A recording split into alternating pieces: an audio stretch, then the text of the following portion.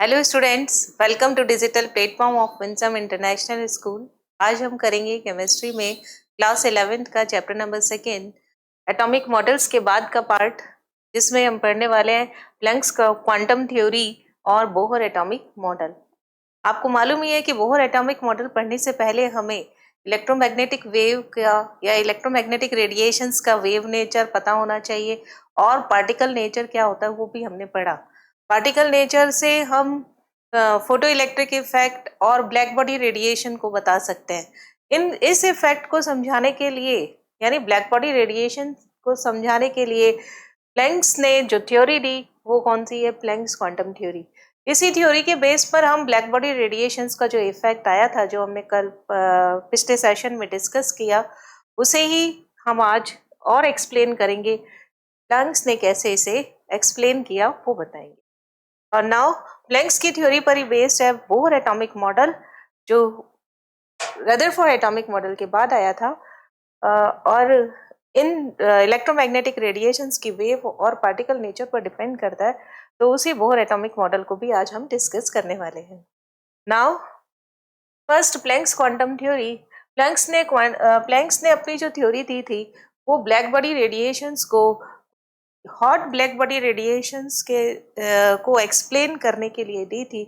और क्या बताया इन्होंने? Max Planck studied radiation emitted by hot black body and presented the quantum theory of radiation explaining electromagnetic radiations and its energy.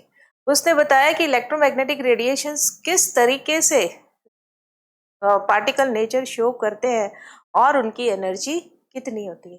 उन्होंने कुछ postulates दिए। क्या है वो पोस्टुलेट्स, उसे ही हम आज डिस्कस करेंगे और उसके बाद समझेंगे कि यहाँ पर उसने किस हिसाब से थ्योरी दी।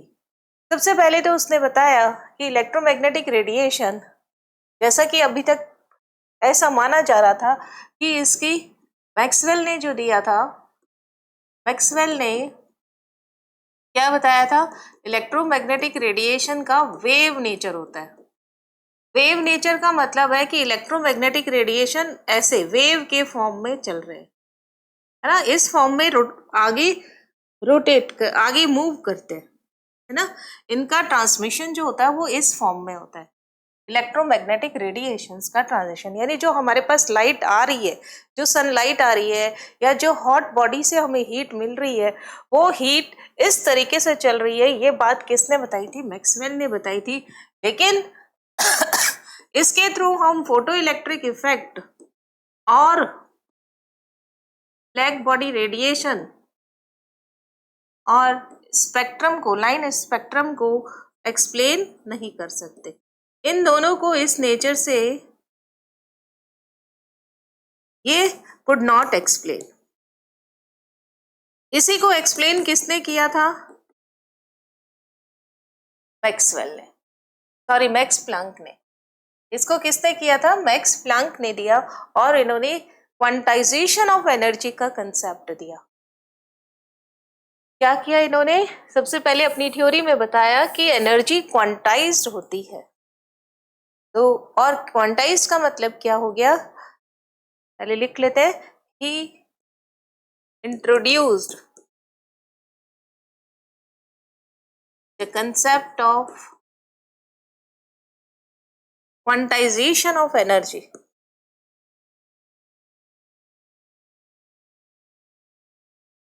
इसका मतलब ये है, क्वांटाइजेशन का मतलब है कि वो कंटिन्यूअस नहीं होती। जैसे कि इसमें देखो, डायग्राम में दिख रहा है आपको कि यहाँ पर सन है, सन से कौन सी रेडिएशन आ रही है? Electromagnetic radiation. कलर चेंज कर लेते हैं हम इसका। इससे कौन सी रेडिएशन आ रही है? Electromagnetic radiation.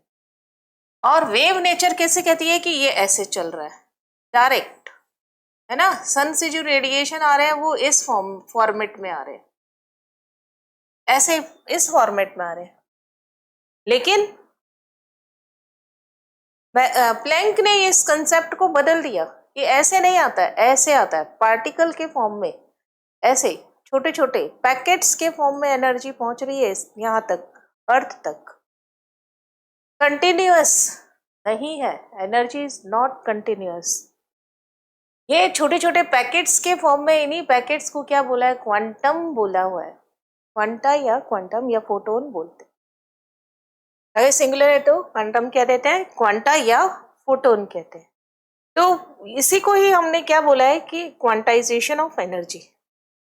मीन्स एनर्जी ऐसे इस फॉर्मेट में नहीं आ रही है, वेव के फॉर्म में नहीं आ रही है, सीधी सीधी नहीं चल रही है, ऐसे छोटे छोटे, और हर पैकेट की एनर्जी फिक्स है, इस फॉर्मेट में आ रही है। ये किसको बताता है, वेव नेचर को। और ये किसको बताता है, पार्टिकल नेचर।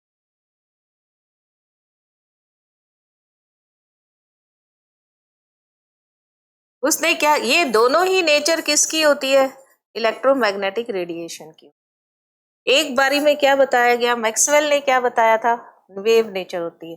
प्लैंक ने क्या बताया, दोनों होती है, पार्टिकल भी होती है, वेव भी होती है, लेकिन एक समय में एक ही होगी, पार्टिकल नेचर के फॉर्म में होगा, क्वांटम जिसका हमने नाम दिया। तो सेकेंड जो पॉइंट आएगा इसका वो ये हो गया कि क्वांटम जो हो गया मीन्स एनर्जी जो होगी वो इमिट हो रही है या एब्जॉर्ब हो रही है, वो कंटिन्यूअस नहीं होती, वो डिसकंटिन्यूअस होती। सेकेंड पॉइंट, एनर्जी इमिटेड और एब्जॉर्ब्ड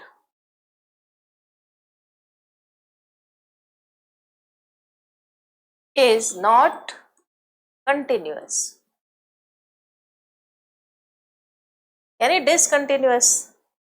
नेक्स्ट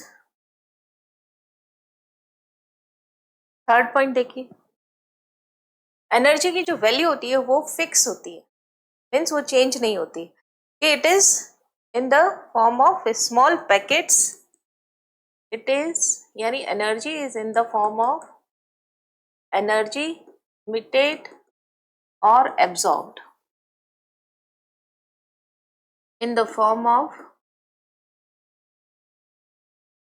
small पैकेट्स। इस स्मॉल पैकेट्स को हम क्या बोल देते हैं, कॉल्ड क्वांटा और photon.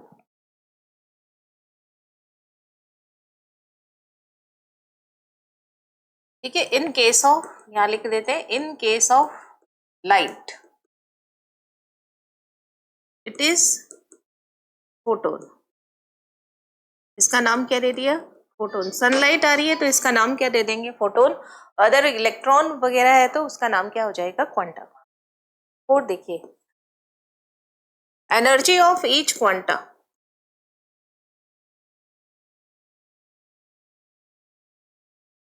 of each quanta is fixed, means हर एक क्वांटा का जो एनर्जी पैकेट्स है उसका वैल्यू जो होगा वो फिक्स होता है। ठीक है, वैल्यू क्या होगी वो फिक्स नहीं है, लेकिन फिक्स ये होगा, जैसे एनर्जी है वो किसके प्रोपोर्शनल होगा, न्यू के। E इज इक्वल टू क्या हो गया, एच न्यू। अब यहां पर एच न्यू एनर्जी जो है वो क्वांटा की कितनी होगी, एच न्यू। अगर यहां पर लिखता है नेक्स्ट, अगर एक क्वांटा है तो उसकी एनर्जी कितनी होगी ये, अगर इसके पास में दो क्वांटा आ गए तो एनर्जी कितनी हो जाएगी, 2। अगर 3 क्वांटा आ जाएंगे तो 3 एच न्यू, अगर 4 हो जाएगा तो 4 एच न्यू। ऐसे फ्रैक्शन के फॉर्म में नहीं होती, होल नंबर्स के फॉर्म में ही होगी एनर्जी। और E इज प्रोपोर्शनल टू क्या होता है, न्यू। मीन्स यहाँ पे लिख देते हैं सारी क्या चीज है, energy is proportional to, energy is equal to H. यहाँ पर क्या है, E तो एनर्जी है, एनर्जी ऑफ क्वांटा या फोटोन।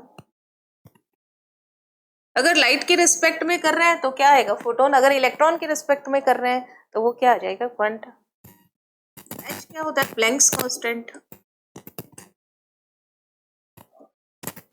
और प्लैंक्स कांस्टेंट कितनी होती है, 6.6 इंटू 10⁻34 जूल इंटू फ्रीक्वेंसी। और देखिए फ्रीक्वेंसी किसकी यूनिट है, फ्रीक्वेंसी किसकी प्रॉपर्टी होती है, वेव की। और ये बताता क्या है, पैकेट्स तो पार्टिकल के फॉर्म में, एनर्जी और वेव को दोनों को मिक्स कर दिया, पार्टिकल नेचर को बताता है। E इज इक्वल टू ये बताया।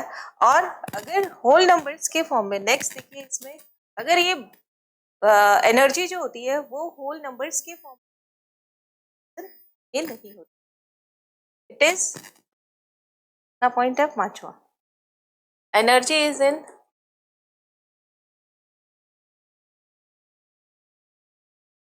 is in whole number, never in fraction,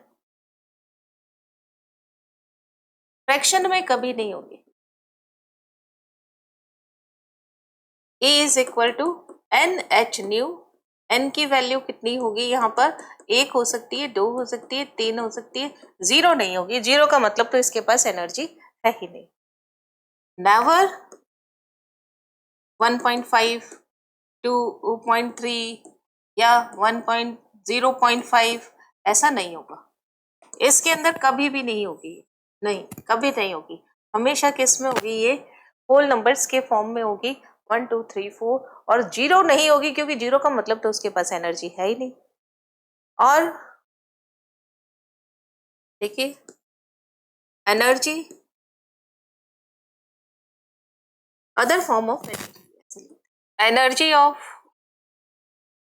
photon is also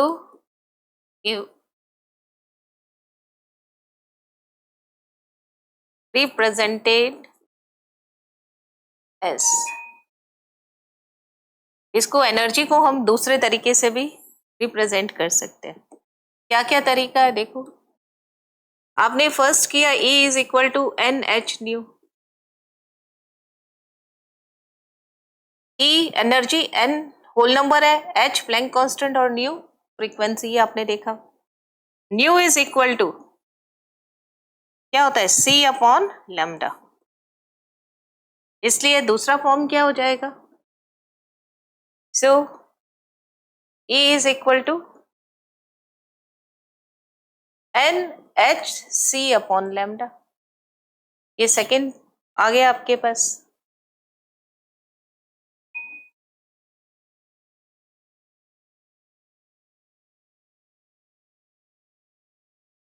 now third देखिए, इसको और कैसे रिप्रेजेंट कर सकते हैं हम, 1 अपॉन लैम्डा क्या होता है, न्यू बार, न्यू बार वेव नंबर होता है, सो E इज इक्वल टू क्या हो जाएगा, N H C new bar.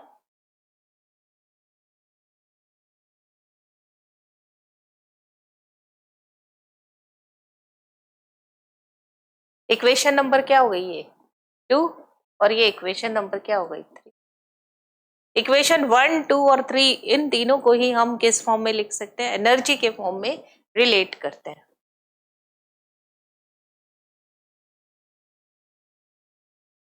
Equation 1 2 and 3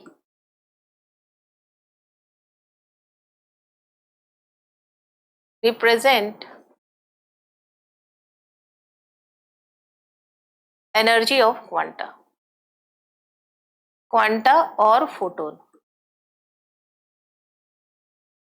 इसका मतलब E किस किस के प्रोपोर्शनल है, देखिए E is proportional to nu, frequency बढ़ेगी तो एनर्जी बढ़ेगी, E is inversely proportional to lambda, N constant, H constant, C constant है, is inversely proportional to lambda, E is proportional to nu bar.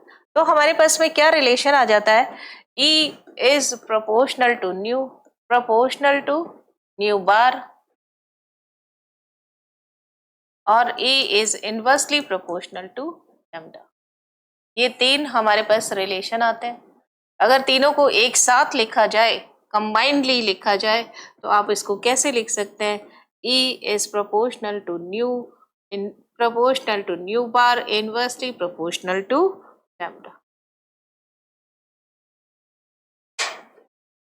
Okay, now इसका मतलब nu increase energy increase,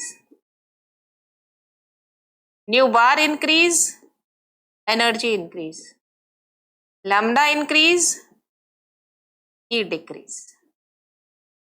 यानी frequency अगर बढ़ेगी, you मतलब frequency, frequency अगर increase होगी तो एनर्जी उसकी इंक्रीज होगी। इसलिए क्वांटा, ये क्वांटा का साइज ये भी हो सकता है, क्वांटा का साइज ये भी हो सकता है, क्योंकि न्यू चेंज होते ही ई का साइज, ई चेंज हो जाएगा, ठीक है। पर होगा क्या, नंबर उसका अगर एक बार में ये हो गया तो दूसरा भी क्या हो गया, ऐसा ही होगा, इतना ही साइज का होगा, तीसरा भी इतना ही साइज का होगा। और अगर छोटे बनाए हैं तो ये छोटे साइज के होंगे। मीन्स एन किसको बता रहा है, इनकी वैल्यू को, 1 2 3 4, और इसकी वैल्यू कितनी है 1 2 3, यानी हर क्वांटा का अमाउंट जो होता है वो फिक्स हो गया। नाउ ये किसको बता रहा है, वेव नंबर को।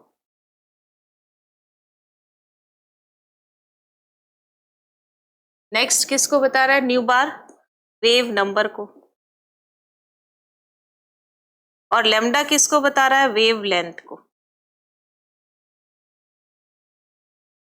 अब देखिए इसका एक्सप्लेनेशन देखिए, ब्लैक बॉडी रेडिएशन को इस तरह ने कैसे एक्सप्लेन किया।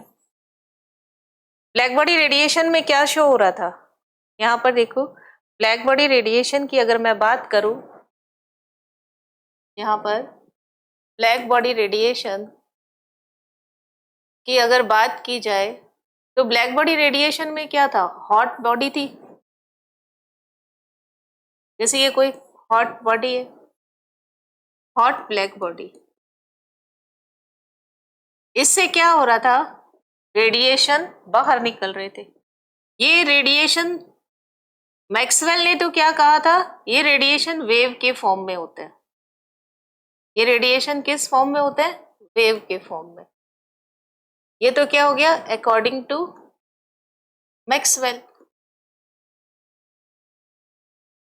अकॉर्डिंग टू प्लैंक क्या हो गया,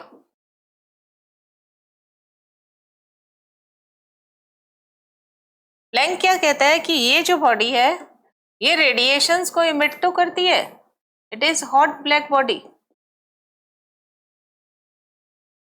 लेकिन यहां पर ये वेव के फॉर्म में नहीं है, ये ऐसे छोटे छोटे पैकेट्स के फॉर्म में। ये पैकेट का साइज बड़ा भी हो सकता है और छोटा भी हो सकता है ना। इन पैकेट्स का साइज छोटा भी हो सकता है और बड़ा भी हो सकता है। ये क्या हो गया, पार्टिकल नेचर।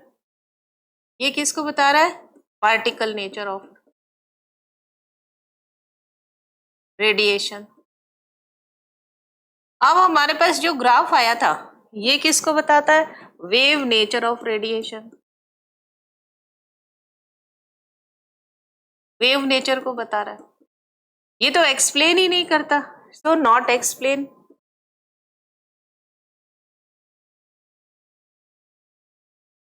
ग्राफ को एक्सप्लेन नहीं करेगा, ये करेगा। ये कैसे करता है, देखो ग्राफ हमें कैसे मिला, इंटेंसिटी और इधर लैम्डा। जब हमारे पास टेम्परेचर कम था तो हमें ग्राफ ऐसे मिला, टेम्परेचर मैंने इंक्रीज कर दिया तो ग्राफ देखो ऐसे हो गया, टेम्परेचर और बढ़ा दिया तो ग्राफ ऐसे हो गया। तो ये इसने क्या कहा कि हमारे पास में सारे तरीके के, ये लैम्डा मैक्स हुई, ये T1 टेम्परेचर पर, ये लैम्डा मैक्स हो गई, लैम्डा मैक्स लैम्डा 1 कर लेते हैं, ये लैम्डा 1 हो गया। यहाँ पर ये क्या हो गया, टेम्परेचर बढ़ाया तो ये लैम्डा 2 मिल गई, ये क्या हो गया, लैम्डा 3 हो गया। यहाँ पे लैम्डा किस में, NM में, और ये क्या है, इंटेंसिटी। यानी इंटेंसिटी इसकी मैक्सिमम इंटेंसिटी क्या होगी, ये यहाँ पर, इधर क्या है I1, इधर क्या है I2, इधर क्या है I3। यानी एट हाई टेम्परेचर लैम्डा, ये वॉयलेट है ये रेड है ना, lambda shift towards blue, towards blue. Iron rod में देखिए क्या कलर आया था शुरू में, इनिशियली रेड, इनिशियली ये कैसा कलर है, रेड। उसके बाद क्या आया, ऑरेंज, उसके बाद क्या आया, येलो, और करेंगे तो क्या आएगा, ब्लू। मीन्स ये कलर होता है आयरन का। टेम्परेचर आप इंक्रीज करते जा रहे हो, ये T3 है। एट हाई टेम्परेचर लैम्डा किसकी तरफ शिफ्ट हो रही है, ब्लू की तरफ शिफ्ट हो रही है। इट मीन्स ये एक्सप्लेन कर रही है किसको, जो कलर चेंज हुआ आयरन रॉड में, है ना। यहाँ पे इसका मतलब ये है कि जिसके ये अगर इसका नंबर ज्यादा है, इस क्वांटा का नंबर ज्यादा है, न्यू ज्यादा कब होगा, जब वेवलेंथ कम होगी, है ना। इसका न्यू क्या हो गया, ज्यादा है, और इसका न्यू क्या है, कम, यानी ये रेड की है और ये किसका मान लेते हैं, ब्लू की है। जब आप टेम्परेचर हाई करते हो तो इसका नंबर ज्यादा आता है, जब आप टेम्परेचर लो करते हो तो इतने साइज के पार्टिकल्स रिलीज हो रहे हैं। मीन्स लो टेम्परेचर पर रिलीज तो ये भी हो रहा है, पर इसका नंबर कम आता है, और इसका नंबर लो टेम्परेचर पर ज्यादा आता है। हाई टेम्परेचर पर ये वाले जो पार्टिकल्स है इनका नंबर क्या है, ज्यादा, तो हमें क्या दिखाई देता है, रॉड का कलर ब्लू दिखाई देता है।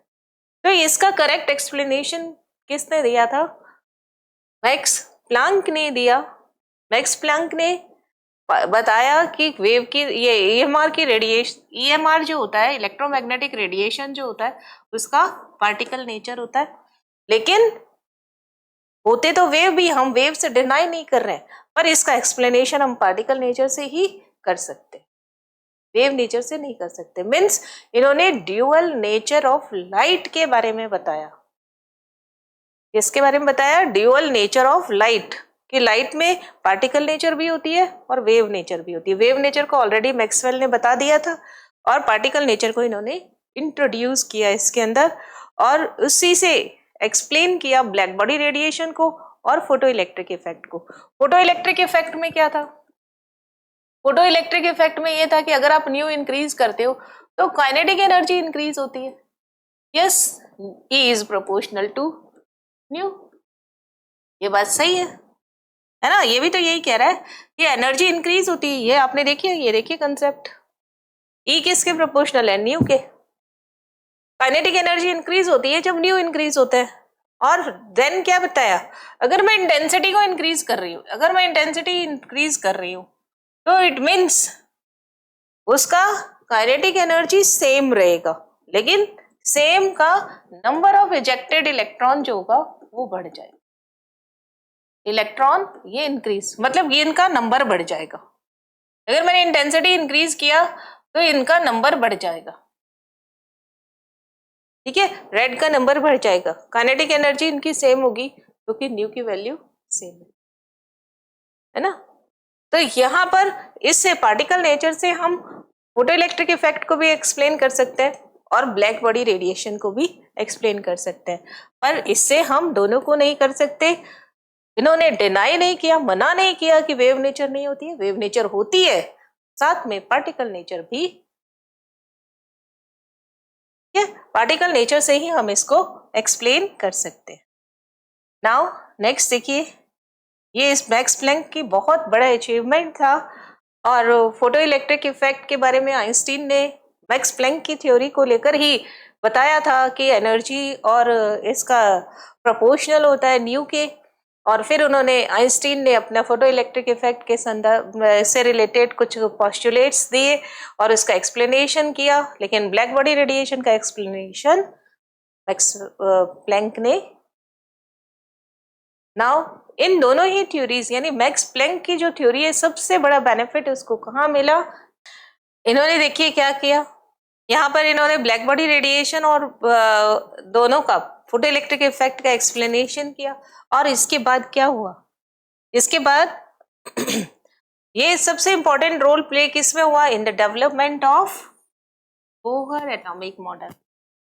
मतलब बोहर ने अपना एटॉमिक मॉडल जो दिया था वो किस पर बेस्ड था, प्लैंक क्वांटम थ्योरी पर ही बेस्ड था।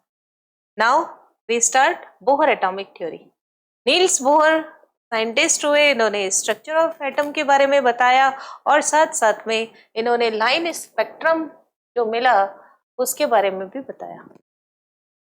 जैसा कि आपको मालूम है, रदरफोर्ड एटॉमिक मॉडल, सबसे फर्स्ट एटॉमिक मॉडल कौन सा था, थॉमसन का एटॉमिक मॉडल, जो कि हमें बता नहीं पाया कि एटम की बहुत सारे साइलेंट फीचर्स तो थे उनके बारे में, उसकी स्टेबिलिटी के बारे में नहीं बता पाया। फिर रदरफोर्ड ने जो स्कैटरिंग अपना मॉडल दिया था, अल्फा स्कैटरिंग मॉडल जो दिया था, उसे एक्सप्लेन किया कि एटम की स्ट्रक्चर क्या होती है। और उन्होंने क्या बताया कि न्यूक्लियस सेंटर में होता है और इसके सराउंडिंग इलेक्ट्रॉन्स रोटेट करते सर्कुलर पाथ में। उसी समय ये साथ के साथ इसकी सबसे बड़ी लिमिटेशन क्या थी कि ये क्या करते हैं कि अपने एनर्जी को इमिट करता है। कोई भी चार्ज पार्टिकल जब रोटेट करेगा किसी सर्कुलर पाथ में तो अपनी एनर्जी को क्या करता है, इमिट करता है। और अल्टीमेटली उसे क्या होना चाहिए, न्यूक्लियस में मर्ज हो जाना चाहिए। रदरफोर्ड ने अपने मॉडल में क्या बताया कि न्यूक्लियस के चारों तरफ, न्यूक्लियस सेंटर में होता है, सारा एटम का मास ऑलमोस्ट वहीं पर होता है, और इसकी रेडियाई जो होती है वो 10⁻⁻15 मीटर होती है, और 10⁻⁻15 मीटर होती है। एटम की रेडियस जो होती है 10⁻⁻10 मीटर होती है, ठीक है। और इलेक्ट्रॉन इसके सर्कुलर पाथ में रोटेट करता है, जब वो रोटेट करता है तो एनर्जी को इमिट करेगा, ये इसकी ड्रॉबैक है। और अल्टीमेटली वो क्या होएगा, ये ऑर्बिट का साइज स्मॉल होता रहेगा और अल्टीमेटली उसे न्यूक्लियस में मर्ज हो जाना चाहिए, पर ऐसा होता नहीं। इसका एक्सप्लेनेशन किसने दिया था, नील्स बोहर ने, और उन्होंने स्टेबिलिटी ऑफ एटम के बारे में बताया था। ये नहीं बता पाए, जो कमी रदरफोर्ड की रह गई थी वही किसने दूर की, नील्स बोहर ने। इसके अलावा इन्होंने लाइन स्पेक्ट्रम जो मिलता है वो कैसे मिलता है उसके बारे में भी बताया था कि हाइड्रोजन का लाइन स्पेक्ट्रम कैसे मिलता है। लेकिन बेसिस क्या था, प्लैंक्स क्वांटम थ्योरी, इसी पर बेस्ड उन्होंने बताया था। और इसी से क्लासिकल मैकेनिक्स, यानी मैकेनिक्स की दो ब्रांचेस इससे डेवलप हो गई। फर्स्ट क्लासिकल मैकेनिक्स और second quantum mechanics. Classical mechanics के अंदर न्यूटन्स लॉ की स्टडी की जाती है, Newton's law and equation of motion, 3 equations है, उनके बारे में ये एक्सप्लेन करते हैं। और इसमें क्या आता है, प्लैंक्स क्वांटम थ्योरी आ गई, है ना। इस श्रोडिंगर इक्वेशंस आती हैं इनमें।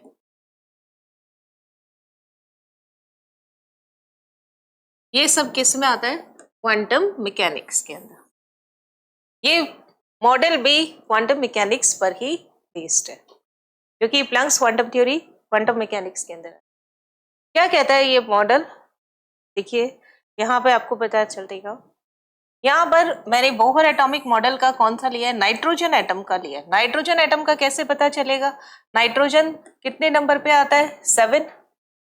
इसके पास में 1s2 2s2 2p3, total number of electron first shell में कितने, 2, और सेकंड सेल में कितने, 5। यही है 1 2 1 2 3 4 5। तो ये किसका मॉडल है, नाइट्रोजन एटम का। ये मॉडल किसने दिया, बोहर ने। और कैसे दिया देखो, बोहर ने, जैसे कि ये चीज रदरफोर्ड ने बताई थी यहाँ पर कि इसका ये सेंटर मोस्ट पार्ट जो होता है इसके अंदर प्रोटॉन प्लस न्यूट्रॉन दोनों रहते हैं, इसे बोलते हैं हम न्यूक्लियस। और एटम इसके चारों तरफ है, ये देखिए न्यूक्लियस के चारों तरफ एटम्स है। न्यूक्लियस के चारों तरफ इलेक्ट्रॉन्स रोटेट करते हैं, रिवॉल्व करते हैं इन अ सर्कुलर पाथ। इस सर्कुलर पाथ का नाम क्या दिया, ऑर्बिट। इसी को क्या नाम दिया, सेल। इसी को क्या नाम दिया, एनर्जी लेवल। यानी फर्स्ट पोस्टुलेट तो क्या आएगा कि electron revolve around the nucleus in a fixed path, a fixed circular path, or this path is known as orbit, cell और एनर्जी, ठीक है। अब इनका नाम कैसे दिया? इस ऑर्बिट का नाम जो सबसे पहला था, फर्स्ट ऑर्बिट जो था, ये कैसा है? सेकंड ऑर्बिट है। तो नाम कैसे दिया? अगर n की वैल्यू 1 है, 2 है, 3 है, 4 है, 0 तो हो नहीं सकती, कम से कम एक तो होगी ही ना। 0 कैसे होगी? अगर 0 होगी मीन्स वो एटम ही नहीं है। ये क्या हो गया? K, then L, then M, then N। यानी इसका n इक्वल टू 1 है तो इसका नाम क्या देंगे? K। n इक्वल टू 2 है तो इसका नाम क्या देंगे? L। अगर थर्ड ऑर्बिट और आ जाए तो उसका नाम क्या देंगे हम? M, then N। यानी फिक्स कर दिया और कैपिटल लेटर्स में ही देना है कि n की वैल्यू 1 2 3 4 होगी and so on, K L M N O P, ये लेटर्स होंगे इसमें। इन लेटर्स से डिनोट करो, चाहे K का मतलब क्या हो गया? अगर मैंने कह दिया इलेक्ट्रॉन K सेल में तो इट मीन्स ये फर्स्ट सेल में। सेल क्या हो गया? जहां इलेक्ट्रॉन रहता है उस पाथ को क्या बोलते हैं हम? जिस पाथ में वो रोटेट करता है उसी पाथ को ऑर्बिट, सेल या एनर्जी लेवल बोला जाता है। ठीक है, तो फर्स्ट पॉइंट क्या हुआ? Electron revolve around the nucleus in a fixed circular path. This circular path is known as orbit, shell या एनर्जी लेवल, और it is designated to 1 2 3 4 and K L M N। लिखते हैं इसे, इन दोनों points को लिखते हैं। First, electron revolve around the nucleus in fixed circular path. This path is known as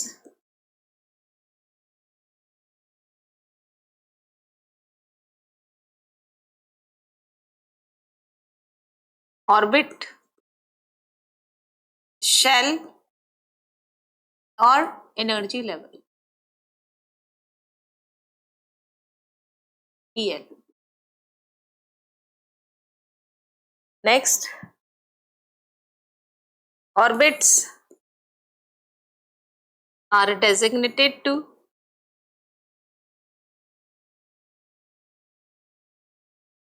कैसे डेजिग्नेट करना, इसका नाम कैसे देना?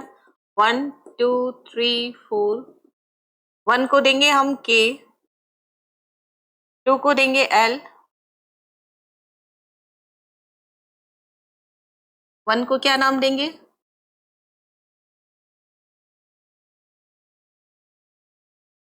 वन को देंगे K, 2 को देंगे L, 3 को देंगे M, 4 को देंगे N and so on. Capital letter से ही लिखना है, 0 नहीं होगा क्योंकि 0 का मतलब तो उसके पास इलेक्ट्रॉन है ही नहीं, ऑर्बिट ही नहीं है और ऐसा पॉसिबल नहीं है। नाउ नेक्स्ट देखिए, ये दोनों पॉइंट लिखने के बाद में आपको पता होगा, ये हटाते हैं सबसे पहले तो। इसका नाम क्या दे दिया हमने? N इज इक्वल टू 1 और K, N is equal to 2 और L। अब देखिए यहां पर इलेक्ट्रॉन कहां पर है? सेकंड में।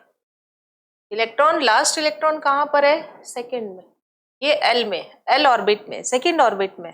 तो ये इसका क्या कहलाएगा? Ground level, ground energy level. अगर नाइट्रोजन का ग्राउंड एनर्जी लेवल पूछेंगे तो ये क्या हो जाएगा?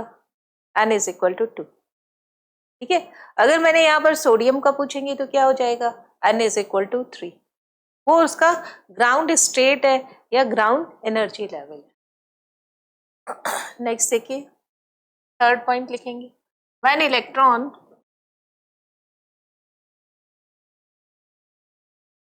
is in lowest energy level,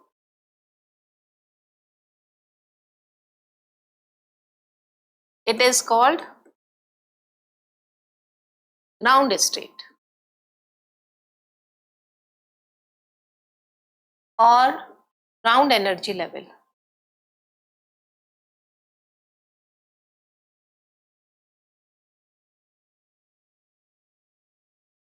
और देखिए, जब इलेक्ट्रॉन ग्राउंड एनर्जी लेवल से कहाँ जाएगा? हायर एनर्जी लेवल में जाएगा। ये ग्राउंड यहां से कहाँ गया? ये क्या हो गया? यहाँ पे लोअर एनर्जी लेवल हो गया, है ना, सबसे कम है, देखो लिखा भी है लोएस्ट, तो ये क्या हो गया, लोअर एनर्जी लेवल। अब इलेक्ट्रॉन जंप कर रहा है इस लोअर एनर्जी से, ये इलेक्ट्रॉन जंप करके किस में आ गया, n इज इक्वल टू 3 में आ गया, n is equal to 3।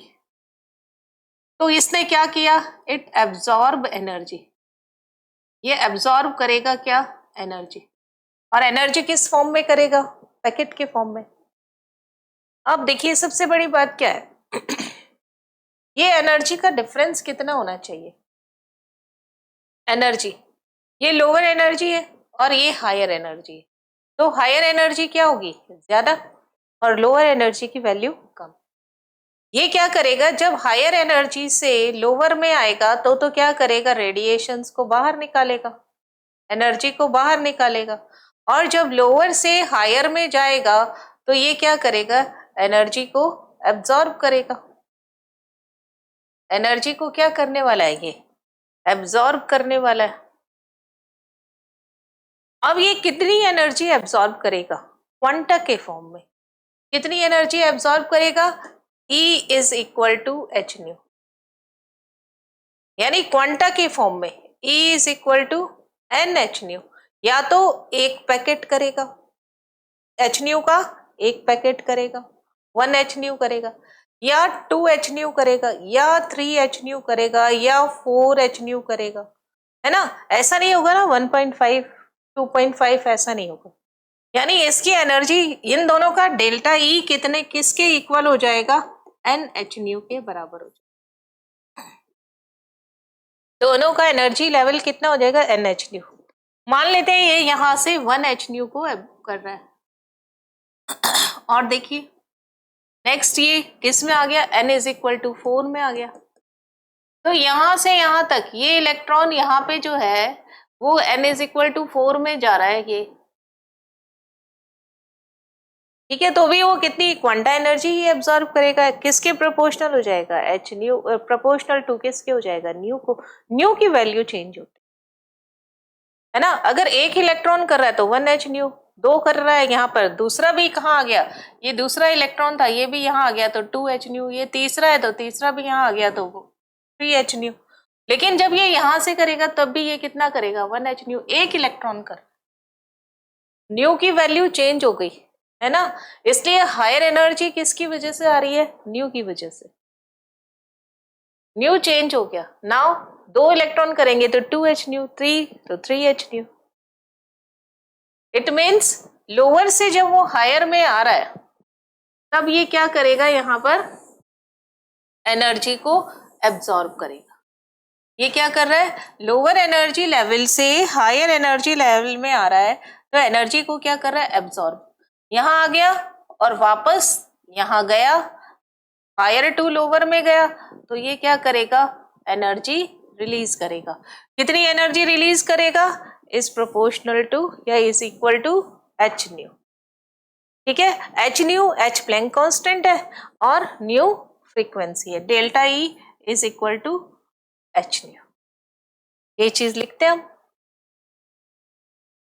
Third point क्या हो गया, when electron jump higher lower energy level to lower energy level to higher energy level, ये क्या करेगा, इट एब्जॉर्ब एनर्जी, एनर्जी को एब्जॉर्ब करेगा,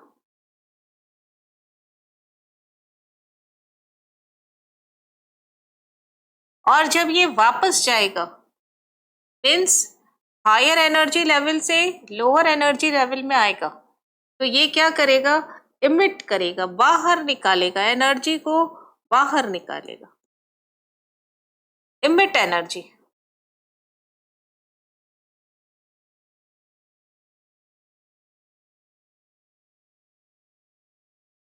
अब एनर्जी का एमिशन या एब्जॉर्प्शन किस फॉर्म में होगा, इन द फॉर्म ऑफ क्वांटा, है ना, उससे पहले एक बात और लिख देते हैं, when electron,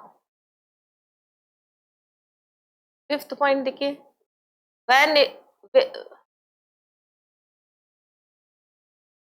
when electron within orbit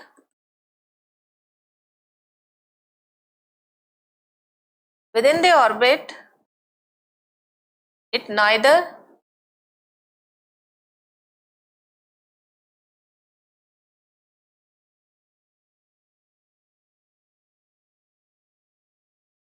absorb energy or nor emit energy.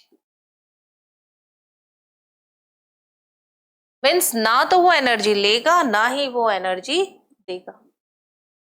जब इलेक्ट्रॉन एक ही ऑर्बिट में, ना वो एनर्जी ले रहा है ना वो एनर्जी दे रहा है।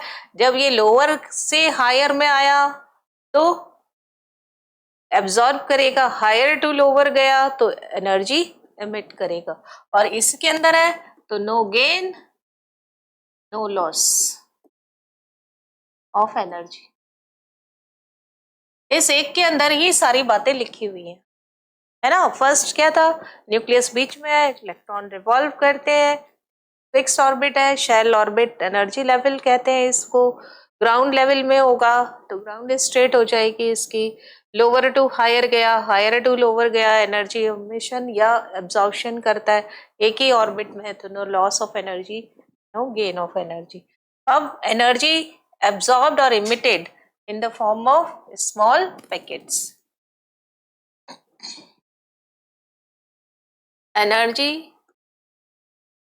absorbed or emit in the form of small packets. कहाँ से आई ये लाइन? प्लैंक्स क्वांटम थ्योरी से, कॉल्ड क्वांटा और फोटोन। देखिए यहाँ पे कौन ले रहा है, इलेक्ट्रॉन, इसलिए यहाँ पे क्या वर्ड लेंगे, क्वांटा। और लाइट के रेस्पेक्ट में जब हम यही बात लिखेंगे तब इसको क्या लेंगे, photon. In the form of small packets called quanta. Energy difference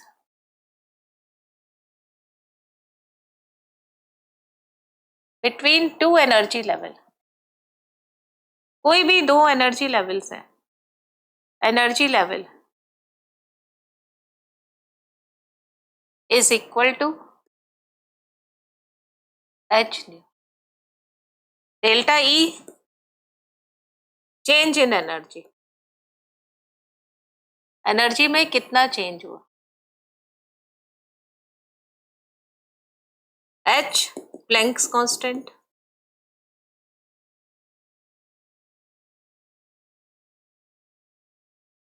और प्लैंक्स कांस्टेंट की वैल्यू कितनी होती है, 6.6 इंटू 10⁻34 जूल इंटू सेकेंड।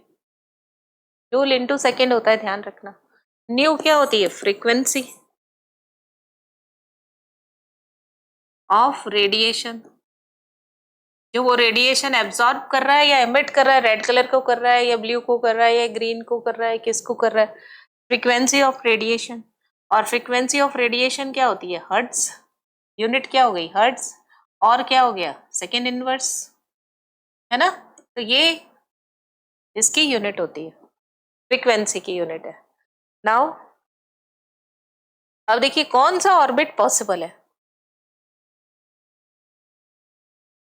अब ये ऑर्बिट होगा कौन सा, इसके बारे में भी बताया कि only those orbits are possible whose angular momentum, orbital angular momentum is equal to nh upon 2 pi, a multiple integral of h upon 2 pi।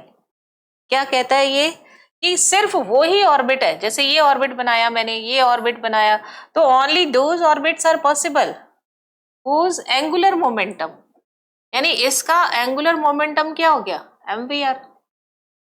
Electron का मास है, v वेलोसिटी है, r यहां से यहां तक की डिस्टेंस है, ये रेडियस है r, यहां से यहां तक, किसके इक्वल होगा, h अपॉन 2 पाई का मल्टीपल इंटीग्रल होगा, nh अपॉन 2 पाई। ये आया कहां से, इसे एक्सप्लेन नहीं कर सका, इसे डी ब्रोगली ने एक्सप्लेन किया।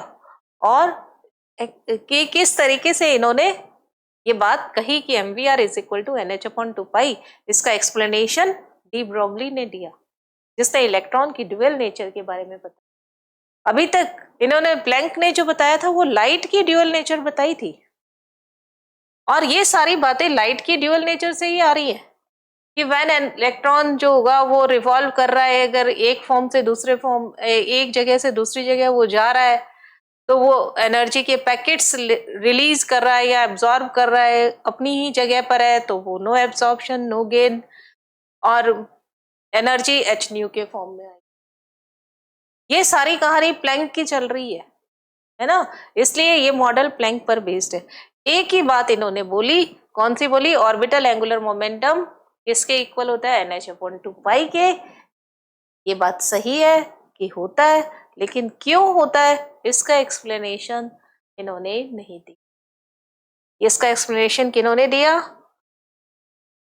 ड्यूअल नेचर ऑफ इलेक्ट्रॉन के बारे में जिन्होंने बताया, उन्होंने इसके बारे में बताया। कौन सा पॉइंट है? 7th। Only those orbits are possible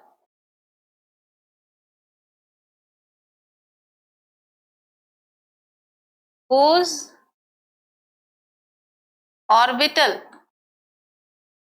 angular momentum is multiple integral of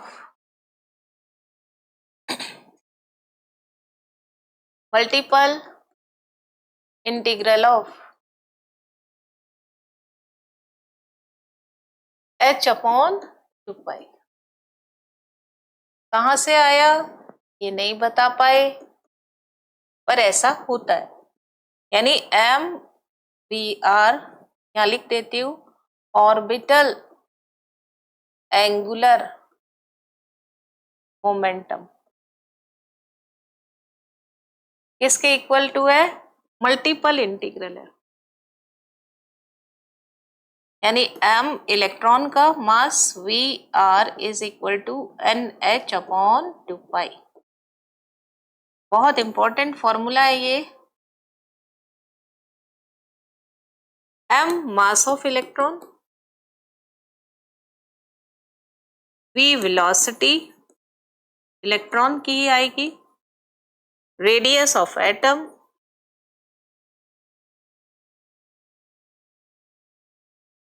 h Planck constant,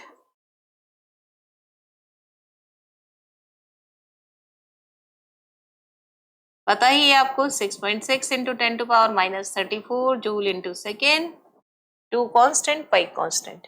n की वैल्यू 1 2 3 4 नेवर फ्रैक्शन, फ्रैक्शन में नहीं होगी, ठीक है। 1 0 नहीं होगी, फ्रैक्शन में नहीं होगी, 1 2 3 4 होगी। ये इसका मल्टीपल इंटीग्रल हो गया।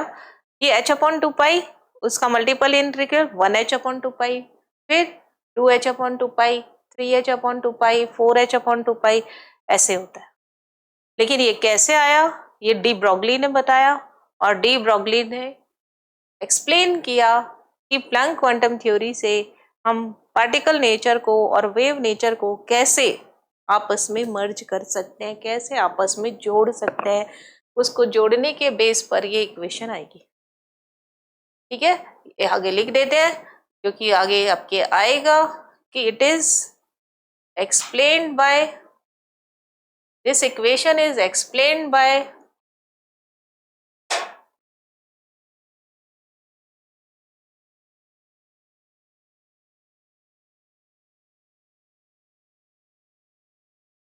De Broglie hypothesis. कौन सी हाइपोथेसिस है? Dual nature of electron. यही तो बात है, इलेक्ट्रॉन की भी ड्यूअल नेचर होती है, ये बात आपको ध्यान रखनी होगी, बहुत इंपॉर्टेंट है। ये बोहर एक्सप्लेन नहीं कर पाए, इन्होंने एक्सप्लेन किया, डी ब्रोगली ने एक्सप्लेन किया, और उन्होंने हाइपोथेसिस क्या दी थी? Dual nature of electron. Bohr ने बस यहीं तक बताया। क्या क्या बताया? स्टेबिलिटी के बारे में बताया, लाइन स्पेक्ट्रम के बारे में बताया। लाइन स्पेक्ट्रम क्या है? यहाँ से यहाँ जाएगा इलेक्ट्रॉन, नेक्स्ट में जाएगा तो एक लाइन स्पेक्ट्रम आ गया। मीन्स आपके पास में ये पता चल गया कि यहाँ से यहाँ तक इलेक्ट्रॉन गया तो एक लाइन आई, 1 से 2 में गया तो, फिर 1 से 3 में गया तो दूसरी लाइन आ गई, 1 से 4 में गया तो तीसरी लाइन आ गई, 1 से 5 में गया तो चौथी लाइन आ गई। तो इसका क्या मिला? Line spectrum. तो बोहर ने लाइन स्पेक्ट्रम को भी एक्सप्लेन किया और स्टेबिलिटी ऑफ एटम को।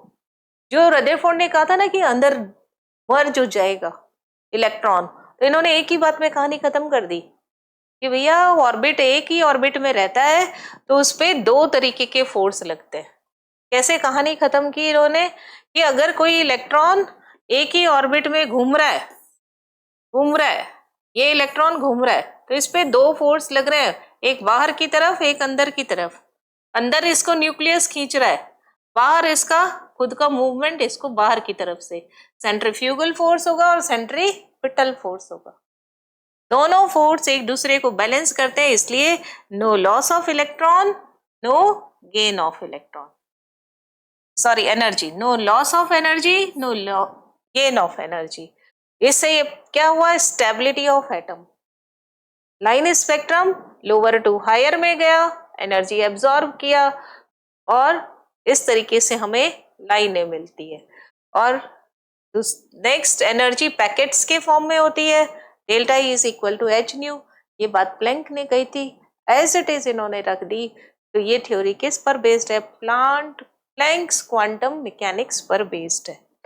नाउ ऑर्बिटल एंगुलर मोमेंटम, यानी इन्होंने वेव को पार्टिकल से जोड़ दिया।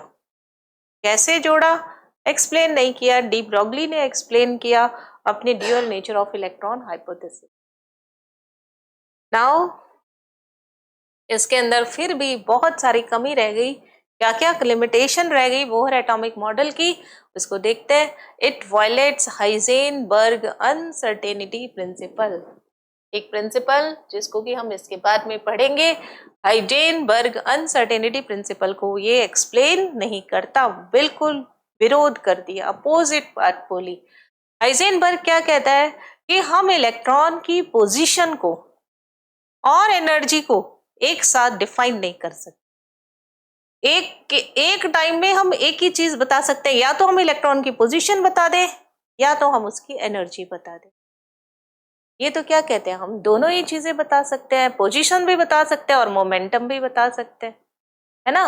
पोजीशन को भी एक्सप्लेन कर सकते हैं और मोमेंटम को भी कर सकते हैं। जबकि हाइजेनबर्ग क्या कहता है, एक बारी में एक काम होगा, या तो पोजीशन पता चलेगी या मोमेंटम पता चलेगी। अगर पोजीशन को फिक्स करने लगते हैं मोमेंटम अनसर्टेन हो जाता है, मोमेंटम को फिक्स करने लगते हैं तो पोजीशन अनसर्टेन हो जाती है। ये बात किसने बोली? Heisenberg uncertainty principle. बोहर ने क्या बताया एटॉमिक मॉडल में कि electron have both a known radius and orbit, इसलिए उसकी पोजीशन और मोमेंटम दोनों को हम एक साथ मालूम कर सकते हैं, but it is impossible according to Heisenberg, और हाइजेनबर्ग सही है। दूसरा, बोहर एटॉमिक मॉडल जो होता है वो सिर्फ बोहर एटॉमिक मॉडल जो होता है वो एप्लीकेबल होता है ओनली 1 इलेक्ट्रॉन सिस्टम पर ही, मोर देन 1 इलेक्ट्रॉन सिस्टम पर ये एप्लीकेबल नहीं होगा। जैसे हाइड्रोजन है तो हाइड्रोजन का क्या हो गया, 1s1, इसके पास कितना इलेक्ट्रॉन है? एक ही इलेक्ट्रॉन है ना। तो सिंगल इलेक्ट्रॉन को, हाइड्रोजन को बहुत अच्छे से ये एक्सप्लेन करता है, उसके लाइन स्पेक्ट्रम को भी करता है और उसकी रेडियस को या उसे वेलोसिटी को, इन सबको एक्सप्लेन करता है। नेक्स्ट सेशन में हम पढ़ेंगे कि कैसे इस रेडियस को एक्सप्लेन किया, या रेडियस की कैसे वैल्यू फाइंड आउट की जाती है, एनर्जी की कैसे वैल्यू फाइंड आउट की जाती है, वेलोसिटी कैसे फाइंड आउट की जाती है, उसके बारे में हम पढ़ेंगे। या जैसे हीलियम है तो He के पास +1, तो ये भी क्या हो गया, 1s1, एक इलेक्ट्रॉन हो गया। और लिथियम है तो लिथियम के पास में +2, तो इसके पास भी क्या हो गया, 1s1 ही हो गया। तो कुल मिलाकर के सारे कैसे हैं, सिंगल इलेक्ट्रॉन सिस्टम है, 1 इलेक्ट्रॉन सिस्टम है, और इनको ये बखूबी सही तरीके से एक्सप्लेन करता है। क्या क्या चीजें बताता है, एनर्जी बताएगा, ये रेडियस बताएगा, वेलोसिटी बताएगा और लाइन स्पेक्ट्रम बताएगा। ये सारी चीजें किसका एप्लीकेशन पार्ट है, किसका, बोहर का, जिसको हम नेक्स्ट सेशन में पढ़ने वाले हैं। और देखिए क्या कहता है, अब इसने ये तो बता दिया लाइन स्पेक्ट्रम। लाइन स्पेक्ट्रम का मतलब ये है कि n इज इक्वल टू 1 है, 2 3 4 5 6 7, 7 से इलेक्ट्रॉन चाहे यहाँ आए 1 में, 6 से आए, 5 से आए, 4 से आए, 3 से आए, 1 से आए, ऐसे लाइन बन जाती है। ठीक है, ऐसे लाइंस अगर 2 में आ रहा है तो ये लाइन से बन गई, तो इसे बोल दिया हमने line spectrum. n is equal to 2, n is equal to 3, n is equal to 4, n is equal to 5, n is equal to 6 और n is equal to 7। ये इसका नाम दे दिया जैसे लाइमन, ये सीरीज बन गई ना, तो लाइमन सीरीज, ये बामर सीरीज, ये सीरीज बन गई इसकी। ये सब एक्सप्लेन कर दिया किसने, बोहर ने, कि यहाँ से इलेक्ट्रॉन आएगा यहाँ पे तो एक एनर्जी निकलेगी एच न्यू, इसकी एच न्यू कम हो जाएगी और कम हो जाएगी, इसकी एच न्यू कम हो जाएगी, लेकिन यार डिफरेंस किसका रहेगा, एच न्यू का ही रहेगा। अब इन्होंने क्या किया, एक लाइन को उठाया और उसके पास ये लाइन को लिया और इसको किस में रख दिया, मैग्नेटिक फील्ड में, या किस में रख दिया इसको, इलेक्ट्रिक फील्ड में। तो क्या हुआ, जैसे ही इन्होंने मैग्नेटिक फील्ड में रखा, ये लाइंस कई लाइंस में बाइफरकेट हो गई। ठीक है, जब इन्होंने इलेक्ट्रिक फील्ड में रखा, ये इलेक्ट्रिक फील्ड है, इलेक्ट्रिक फील्ड में रखा, लाइंस का बाइफरकेशन हुआ, तो इसको बोल दिया स्टार्क इफेक्ट। और जब इन्होंने मैग्नेटिक फील्ड में लाइन को रखा, ये स्पेक्ट्रल लाइन है ना, स्पेक्ट्रल लाइन, इसका बाइफरकेशन हो गया, या इसको बहुत ही ज्यादा अलग अलग स्पेक्ट्रल लाइंस में डिवाइड हो गई, तो इस इफेक्ट को क्या बोल दिया, जीमान इफेक्ट। तो ना तो बोहर इसको एक्सप्लेन करता है, ना बोहर इसको एक्सप्लेन करता है, इसको तो करता ही है, ये तो इसकी एप्लीकेशन है ही है। लेकिन spectral lines, multiple spectral lines में कैसे डिवाइड हो जाती है मैग्नेटिक फील्ड में और इलेक्ट्रिक फील्ड में, इसको एक्सप्लेनेशन नहीं कर सका, यही लिखा हुआ है, पढ़ते हैं। It failed to explain the Zeeman effect when the spectral lines is split into several components in presence of magnetic field. ये इफेक्ट कौन सा है, Zeeman effect.